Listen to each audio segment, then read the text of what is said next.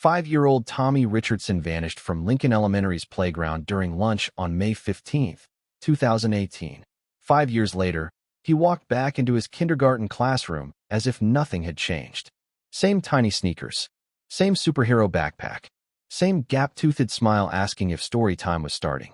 Then the school called his parents and uncovered records that didn't make sense. What they discovered about Tommy's missing years would force everyone to question everything they thought they knew about childhood. 5-year-old Tommy Richardson vanished from Lincoln Elementary's playground during lunch on May 15, 2018. Security cameras malfunctioned. 47 witnesses saw nothing. Search dogs lost his scent at the parking lot. For 5 years, his empty desk remained in Mrs. Martinez's kindergarten classroom, a silent reminder of the boy who simply disappeared into thin air. Then on March 3, 2023, he walked back into that same classroom as if nothing had changed. Same tiny sneakers with the Velcro straps his mother had bought him that spring. Same red superhero backpack with the broken zipper pull. Same gap-toothed smile and cowlick that refused to stay down no matter how much his father tried to smooth it each morning.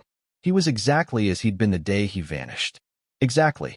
Mrs. Patterson, the new kindergarten teacher, was preparing for morning circle time when she heard the classroom door creak open. She turned expecting to see a lost student from another grade, but instead found herself staring at a face she recognized from the missing person poster that still hung in the teacher's lounge after all these years. The boy who had become Lincoln Elementary's most haunting mystery was standing in her doorway, looking around the familiar room with curious eyes. "Is it story time?" he asked, his voice carrying that same lisp from missing front teeth.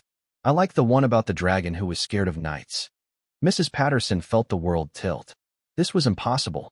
Tommy Richardson would be 10 years old now, a fourth grader with longer legs and a deeper voice. The child before her was undeniably 5 years old. Same height, same baby fat in his cheeks, same everything that had been described in countless police reports and desperate missing person flyers. The school secretary's hands trembled as she dialed 911 for the second time in Lincoln Elementary's history. The first call had been 5 years ago when Tommy disappeared. This call was somehow more terrifying. "We need help," she whispered into the phone. "A child who's been missing for 5 years just walked into our school. But he hasn't aged a day." When the Richardson family arrived 47 minutes later, the reunion defied every law of nature and logic.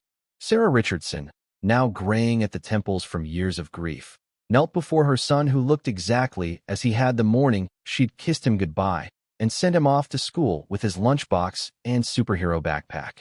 Mike Richardson, whose firefighter training had taught him to stay calm in impossible situations, found himself unable to process what he was seeing. But it was Emma, Tommy's sister, who asked the question that would haunt investigators for months. "Tommy, where have you been? And why do you still look like my little brother when I'm 13 now?"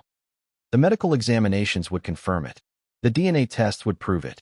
Every scientific measurement available would verify the impossible truth.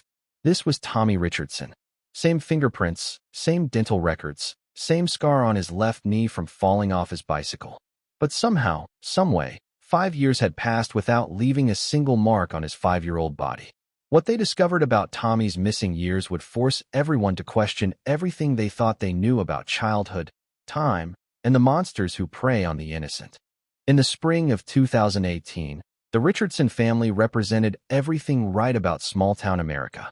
Their 2-story colonial house on Maple Street was the kind of home where neighbors borrowed sugar and children felt safe riding their bikes until the streetlights came on. It was the house with the perfect lawn, the American flag on the porch, and the sound of laughter drifting from the backyard on summer evenings. Sarah Richardson had always believed that teaching kindergarten was her calling. At 32, she had spent 8 years shaping young minds at Riverside Elementary across town, watching 5-year-olds transform from nervous, clingy children into confident readers and budding scientists. Her own classroom walls were covered with thank you cards from former students, now in high school, who still remembered the teacher who made learning feel like magic. Sarah's colleagues often joked that she was born to be a kindergarten teacher. She had infinite patience, a warm smile that could calm any tantrum, and an uncanny ability to see potential in every child who walked through her door. But her greatest masterpiece wasn't in her classroom. It was at home, in the form of a gap-toothed 5-year-old who collected superhero cards and insisted on wearing his Batman cape to bed every night. Tommy Richardson was the kind of child who made strangers smile in grocery store lines.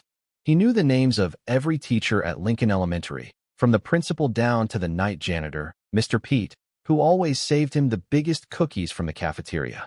Tommy had a habit of asking questions that made adults pause. Why do firefighters wear red suspenders? If superheroes are real, why don't they help with homework? What happens to your shadow when you're sleeping? Mike Richardson answered these questions with the patience of a man who genuinely enjoyed his son's curiosity. As a 15-year veteran of the county fire department, Mike had seen enough tragedy to understand how precious ordinary moments really were. He coached Tommy's T-ball team, the Mighty Mites, where Tommy played right field and spent most innings collecting dandelions or waving at his family in the stands. Mike never missed a game, even when it meant switching shifts with colleagues. Those Saturday mornings, watching his son run the bases with more enthusiasm than coordination, were the moments Mike treasured most. 8-year-old Emma Richardson took her role as big sister seriously.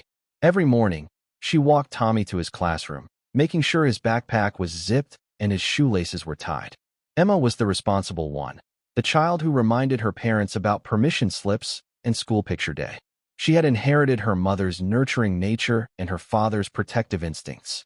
At school, Emma's friends knew better than to tease her little brother. She once spent an entire recess defending Tommy against a third grader who called his superhero backpack babyish. Emma declared that anyone who made fun of Tommy would have to answer to her. The Richardson family had routines that felt sacred. Saturday pancakes with chocolate chips arranged in smiley faces. Sunday evening movie nights where Tommy got to pick between 3 pre-approved options. Bedtime stories where Mike did different voices for every character, making Tommy giggle until Sarah had to remind them that quiet time meant quiet. Every Tuesday, Sarah would pack Tommy's favorite lunch, peanut butter and jelly cut into triangles, apple slices, and a juice box with a silly note attached. Their life wasn't perfect, but it was theirs. Mike worked long shifts, sometimes missing dinner. Sarah brought home papers to grade every night.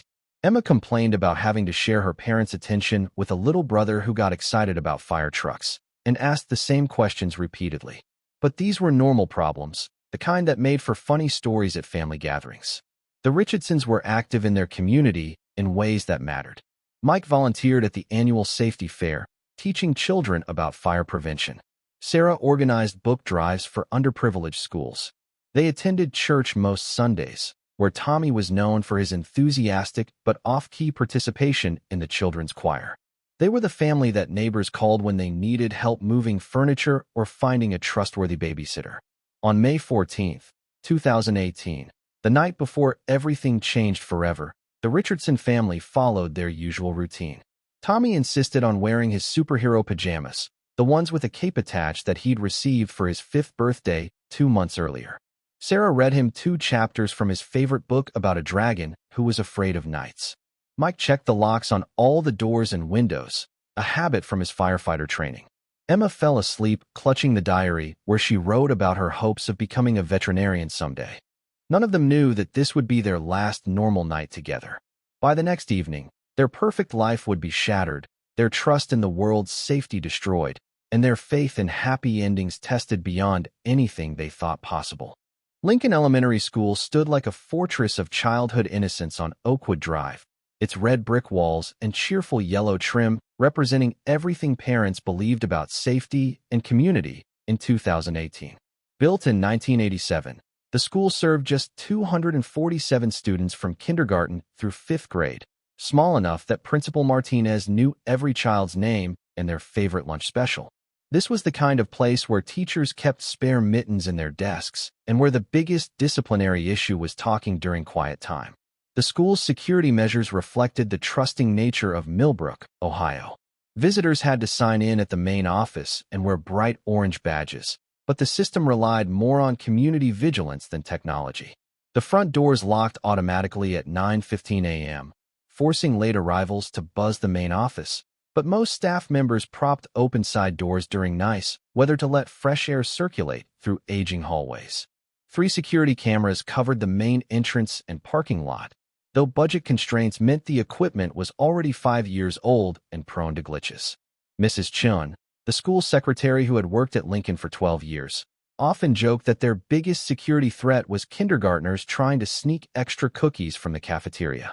Parents regularly forgot to show identification when picking up their children, relying instead on recognition and friendly waves.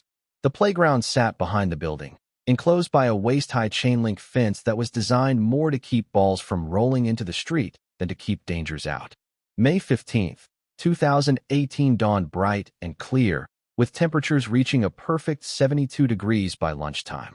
The kind of spring day that made teachers open classroom windows and made children restless to get outside. Tommy Richardson arrived that morning wearing his favorite red t-shirt with a cartoon superhero emblazoned across the chest, the same shirt he'd worn to picture day because it made him feel brave. His mother had packed his Tuesday lunch: peanut butter and jelly triangles, apple slices, and a juice box with a note that read, "Have a super day, Superman." The lunch period at Lincoln Elementary ran like clockwork. At 11:45 a.m., kindergarten through second grade filed into the cafeteria for their designated 25 minutes of eating time. Tommy always sat at the third table from the windows with his regular group: Marcus, who traded his carrots for Tommy's celery sticks; Lily, who could fit an entire cheese stick in her mouth; and Jake, who collected the fun facts printed on juice box bottoms. By 12:10 p.m., the younger children were released to the playground, while 3rd through 5th graders took their turn in the cafeteria. The playground buzzed with the controlled chaos that teachers had learned to orchestrate. Mrs. Martinez supervised the swing set area where Tommy always headed first. Miss Rodriguez watched the climbing structure and slide. Mr. Peterson patrolled the open field where older kids played kickball. That Tuesday, construction workers were installing new gutters on the gymnasium roof, their ladders and equipment visible from the playground. The main parking lot held its usual collection of staff cars, plus a few unfamiliar vehicles belonging to the construction crew and a substitute teacher covering for Mrs. Allen, who had called in sick with strep throat. A delivery truck from the cafeteria supply company idled near the loading dock, making its weekly drop-off of frozen foods and cleaning supplies. Tommy had been asking unusual questions lately, the kind that made his teacher pause. 2 weeks earlier, he'd wondered aloud what happened to people who disappeared. The previous Friday, he'd asked Mrs. Martinez if anyone had ever gotten lost at school. His mother attributed these inquiries to a bedtime story about a missing puppy, but Mrs. Martinez had made a mental note to watch him more carefully during recess. None of the adults present that day could have predicted what was about to unfold. Lincoln Elementary had operated for 31 years without a single serious incident. Children occasionally scraped knees or got bloody noses, but nothing had ever threatened the fundamental belief that school was the safest place a child could be. The playground where Tommy Richardson would vanish in plain sight of 47 people was a place where parents trusted their most precious possessions to the care of others. That trust was about to be shattered in ways that would haunt this community forever. At exactly 11:47 a.m. on May 15, 2018, Tommy Richardson burst through the cafeteria doors with the boundless energy of a 5-year-old who had just finished his favorite lunch.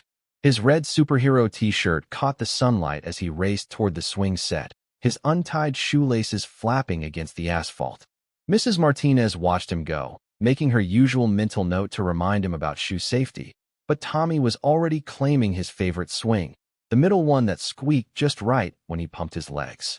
The playground hummed with typical Tuesday chaos. 23 kindergartners and first graders scattered across the equipment like confetti, their voices creating a symphony of childhood joy. Marcus pushed Tommy higher on the swing, while Lily attempted to hang upside down from the monkey bars. Everything was exactly as it should be in a world where the biggest worry was whether someone would hog the good swing too long. At 12:05 p.m., Mrs. Martinez conducted her routine head count, a habit ingrained after 15 years of teaching. She mentally checked off each child in her visual sweep of the playground. Tommy, present and accounted for, was now helping Jake dig for worms near the fence line, both boys completely absorbed in their archaeological mission. The sight made her smile. This was why she loved teaching kindergarten, the pure wonder these children found in the simplest discoveries. 12 minutes later, everything changed. At 12:17 p.m., Playground aide Miss Rodriguez noticed that Tommy wasn't with his usual group. The boys were still digging, but Tommy had vanished from the small circle of dirt and dandelions where she'd seen him just moments before. Her eyes swept the playground systematically, checking each piece of equipment, each cluster of children. No red superhero shirt. No familiar cowlick bobbing among the other heads. "Tommy Richardson," she called out, her voice carrying across the playground. Several children looked up, but no response came from the boy she was seeking. Mrs. Martinez felt the first flutter of concern when Miss Rodriguez approached her at 12:20 p.m. "I can't locate Tommy," the aide said quietly, her voice carefully controlled to avoid alarming the other children. "I've checked the usual spots." The two women split up, conducting a more thorough search. Mrs. Martinez checked the bathrooms while Miss Rodriguez examined every hiding spot on the playground equipment. Tommy was known for his creative hiding places during games of hide-and-seek, and both women hoped to find him crammed under a slide or tucked behind the storage shed, giggling at his successful concealment. By 12:25 p.m., concern had escalated to worry. Mr. Peterson joined the search, checking the gymnasium and the nurse's office. The construction workers were questioned. Had they seen a small boy in a red shirt? None had noticed anything unusual. The delivery driver finishing his supply drop shook his head when shown Tommy's school photo. At 12:30 p.m., as the lunch bell rang to signal the end of recess, 46 children lined up to return to their classrooms. Tommy Richardson was not among them. Principal Chin's voice came over the intercom at 12:35 p.m. with 4 words that would haunt Lincoln Elementary forever. Code yellow. Missing student. Every adult in the building understood the protocol. Classroom doors locked. Hallway searches began. The building's perimeter was secured while staff members scoured every closet, supply room, and potential hiding place. The security footage would later reveal the cruel irony of the situation. At 12:14 p.m., just 3 minutes before Tommy was noticed missing, the main parking lot camera had experienced one of its periodic malfunctions, displaying only static for exactly 23 minutes. The timing was either impossibly unlucky or deliberately planned. Mrs. Martinez would replay those final moments endlessly in the years that followed. She remembered Tommy's laugh as he showed Jake the earthworm they'd discovered. She remembered the way his hair caught the sunlight. She remembered thinking how perfectly normal everything seemed, how safe and contained their little world felt. But she couldn't remember the exact moment when Tommy Richardson stepped out of that world and into a mystery that would consume 5 years of her life. Somewhere between 12:05 p.m. and 12:17 p.m., in broad daylight, surrounded by teachers and friends, a 5-year-old boy had simply vanished. The call to Tommy's parents went out at 12:42 p.m. By then, every adult at Lincoln Elementary knew that something impossible had happened.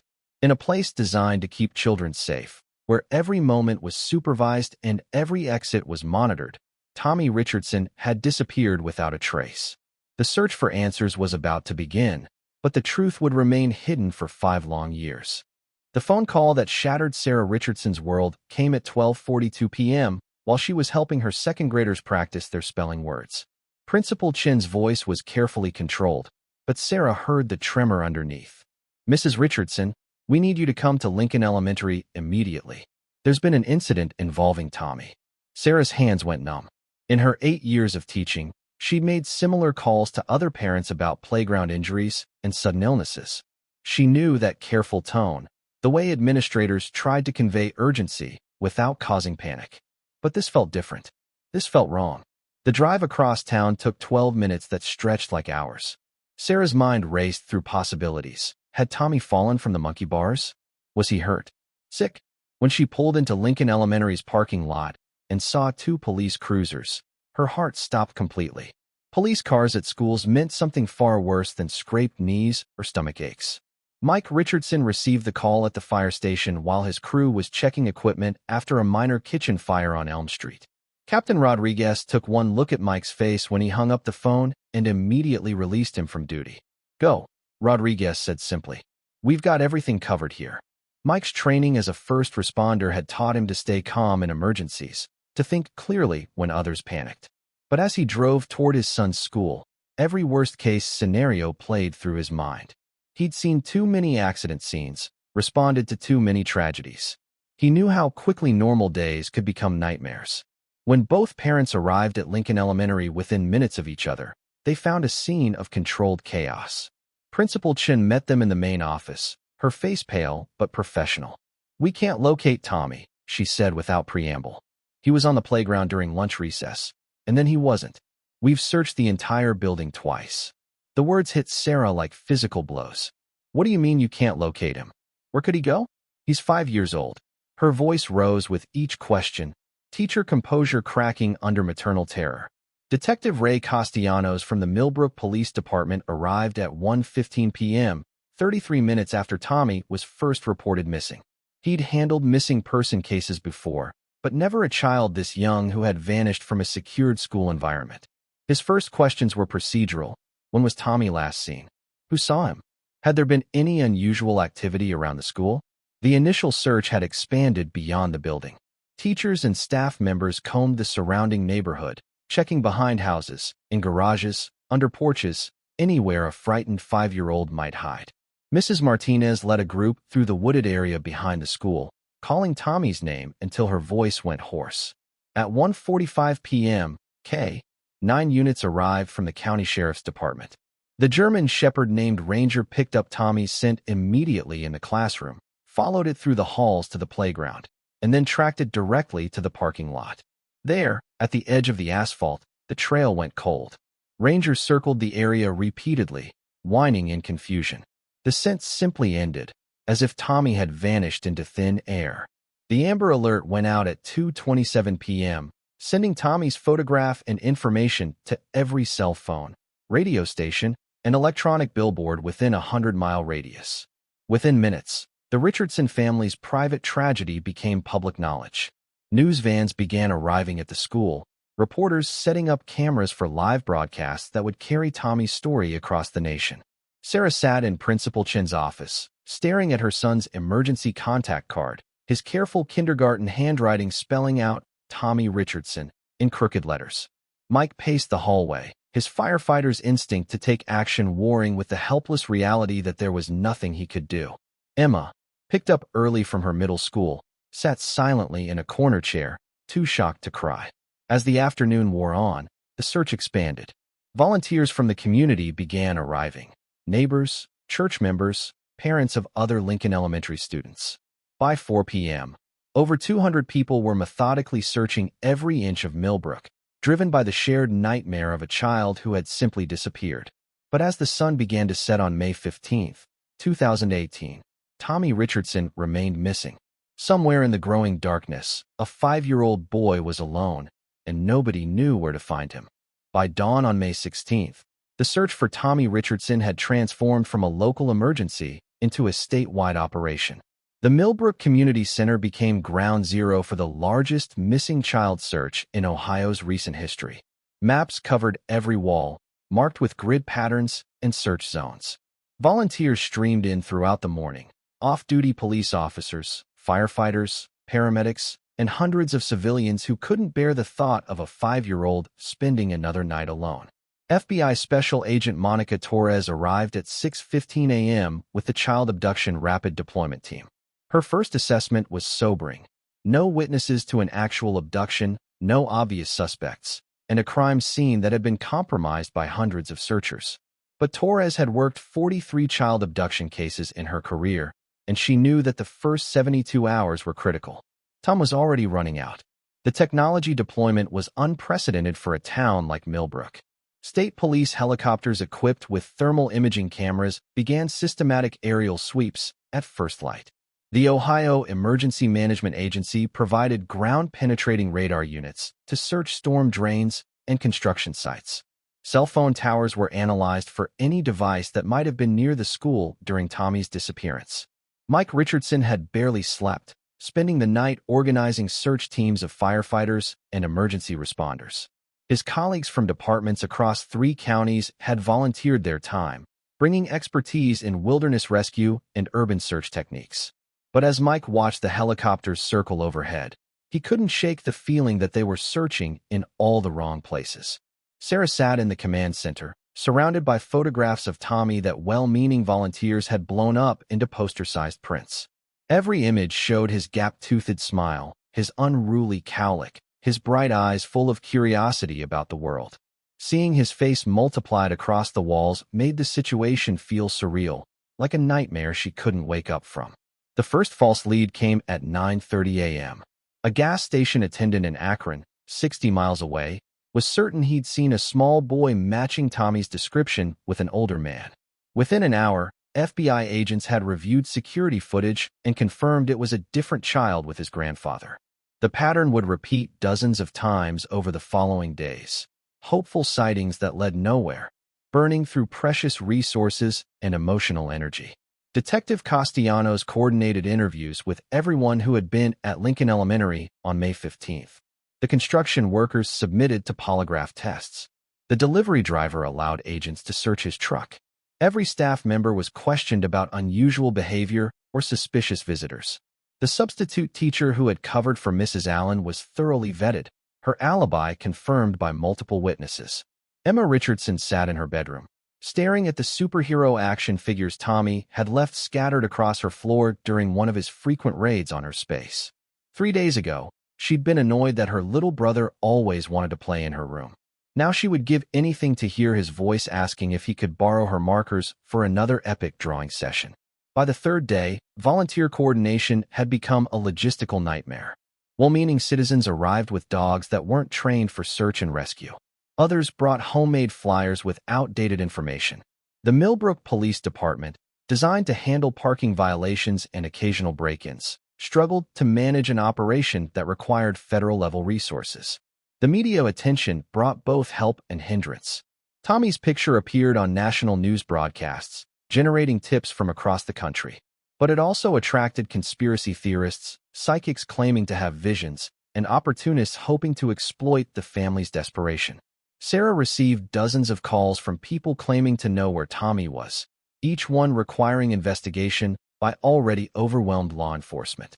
On May 18th, 3 days after Tommy's disappearance, searchers made a discovery that briefly raised hopes.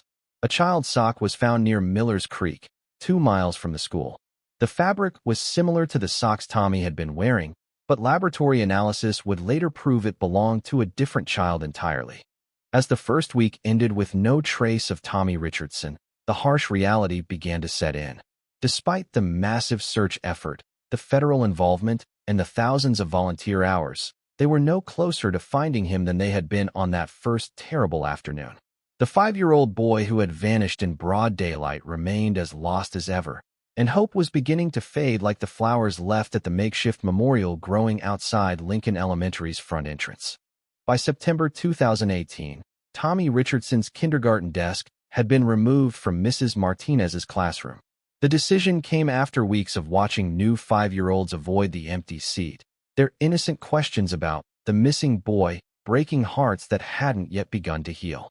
But Tommy's absence remained everywhere, in the extra security cameras installed over the summer, in the revised pickup procedures, and in the way teachers now counted and recounted their students during every transition. The Richardson house on Maple Street became a shrine to interrupted childhood. Tommy's room remained exactly as he'd left it on May 15th, unmade bed with superhero sheets, action figures scattered across the floor, a half-finished coloring book open to a page of Batman. Sarah made the bed every morning, a ritual that kept her connected to the son who should have been growing taller, losing teeth, learning to read. Mike threw himself into his work with an intensity that worried his colleagues. He volunteered for every overtime shift, every dangerous call, every opportunity to avoid going home to a house that echoed with the absence of a 5-year-old's laughter. The fire department became his refuge, the only place where he could focus on saving other people's children when he'd failed to protect his own. Emma grew from 8 to 13 in those 5 years, navigating middle school while carrying the weight of being the sister of that missing boy. Teachers treated her with careful kindness. Classmates whispered when they thought she wasn't listening, and well-meaning adults constantly asked if there was any news. She learned to deflect questions with practiced smiles while protecting the secret fear that haunted her dreams. What if Tommy was somewhere out there, waiting for his family to find him? The official investigation never truly closed, but it evolved from active search to administrative maintenance. Detective Castellanos, promoted to sergeant, still received tips about Tommy's case. Maybe 5 calls per month instead of 50. Each one required follow-up, driving to remote locations based on psychic visions or checking surveillance footage of children who shared Tommy's coloring but not his face. Lincoln Elementary held a memorial service every May 15th, releasing 27 balloons to honor Tommy's memory, one for each month he'd been missing. The tradition started as community healing but became an annual reminder of failure, of a case that had stumped federal investigators and shattered a town's faith in its own safety.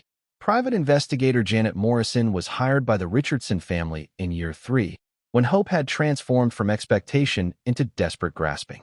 Morrison had found missing children before, reunited families, solved cases that police had abandoned. But Tommy's file left her as baffled as everyone else. No credible sightings, no evidence of foul play, no logical explanation for how a supervised 5-year-old could vanish without witnesses. Sarah eventually returned to teaching, but never kindergarten again. She couldn't bear the sight of gap-toothed smiles and untied shoelaces, couldn't risk seeing Tommy in every curious 5-year-old face. Instead, she taught 4th grade, where children were old enough to understand why their teachers sometimes stared out the window during math lessons, lost in memories of a little boy who had simply walked out of the world. The missing person posters faded in store windows, replaced by newer tragedies and fresher appeals for help. But Tommy's case lingered in the collective memory of Millbrook, a cautionary tale that parents whispered when discussing school safety, a reminder that terrible things could happen even in the most protected places. As 2023 began, the Richardson family had learned to live with questions instead of answers, with grief instead of closure, with the terrible knowledge that sometimes children disappear and never come home. The morning of March 3, 2023 began like any other Thursday at Lincoln Elementary. Mrs. Patterson arrived at 7:30 a.m. to prepare her kindergarten classroom for another day of alphabet songs and counting games. The room that had once been Tommy Richardson's learning space now served a new generation of 5-year-olds, though Tommy's memory lingered in the extra security measures and the careful way staff monitored every child. At 8:15 a.m., the school doors unlocked with their familiar electronic buzz. Buses discharged their cargo of sleepy children while parents hurried through drop-off routines before rushing to work. The hallways filled with the usual symphony of morning chaos, locker doors slamming, sneakers squeaking on polished floors, teachers greeting students with coffee-fueled enthusiasm. Mrs. Patterson was arranging picture books for story time when she heard her classroom door creak open at 8:23 a.m. She turned with a gentle reminder about morning procedures ready on her lips, expecting to redirect a lost second grader back to the proper hallway. Instead, she found herself face-to-face with impossibility. The boy standing in her doorway wore a red superhero t-shirt that looked exactly like the one described in police reports from 5 years ago. His Velcro sneakers were scuffed but intact. His brown hair stuck up in a familiar cowlick that no amount of parental smoothing had ever tamed. But it was his gap-toothed smile that stopped Mrs. Patterson's heart completely. "Is it story time?" he asked, his voice carrying the innocent lisp of missing front teeth. "I like the one about the dragon who was scared of knights." Mrs. Patterson's hands began to shake. She had studied Tommy Richardson's missing person file during her first week at Lincoln Elementary, familiarizing herself with the tragedy that had shaped the school's current security protocols. The face before her matched every photograph, every detailed description, every parent's desperate memory captured in police interviews.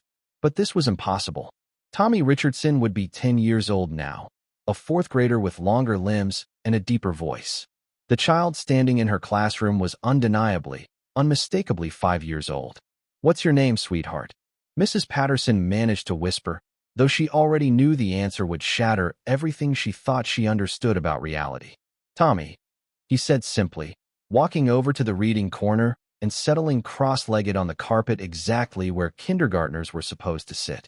"Tommy Richardson. My mom packed me peanut butter and jelly triangles for lunch." Mrs. Patterson's vision blurred as she reached for the emergency phone, her training warring with disbelief. The call to the main office came out in broken sentences. "Principal Chun needs to come to my classroom immediately. I think Tommy Richardson is here." The response was swift and surreal. Principal Chun arrived within minutes, took one look at the child arranging alphabet blocks with focused concentration, and immediately contacted the Millbrook Police Department. The same Detective Castellanos who had worked Tommy's original case rushed to the school, his mind struggling to process the report he'd received. Security footage would later confirm what seemed impossible. At 8:23 a.m. on March 3, 2023, a 5-year-old boy, matching Tommy Richardson's exact description, had walked through Lincoln Elementary's main entrance and confidently navigated hallways he shouldn't have remembered to reach a classroom where he'd last been seen nearly 5 years earlier. The child showed no signs of distress, no indication that anything unusual had occurred. He simply wanted to know when story time would begin. One 5-year-old boy who trusted playground supervision proved that even professional educators couldn't prevent disappearances that challenged every law of physics and biology. Tommy Richardson believed kindergarten was safe, not a place where children vanish for 5 years without aging a single day. His impossible return exposed how missing persons investigations fail when confronted with evidence that science cannot explain. The medical documentation confirming Tommy's unchanged 5-year-old body became proof that some abductions operate beyond our understanding of time itself. Those 5 missing years with no physical development revealed mysteries that traditional forensics never anticipated. Evidence that when children disappear completely, they might return as living contradictions to everything we know about human biology. How many other missing children have returned unchanged from places that don't exist on any map? What happens when our scientific understanding becomes useless against forces that ignore natural laws? Can missing persons cases be solved when the victims themselves become proof that reality has rules we haven't discovered yet? Tell us. Have you encountered unexplained cases that challenge everything you believe about time and disappearances? Hit subscribe and the notification bell, because when children return as impossible as when they left, the mystery is just beginning.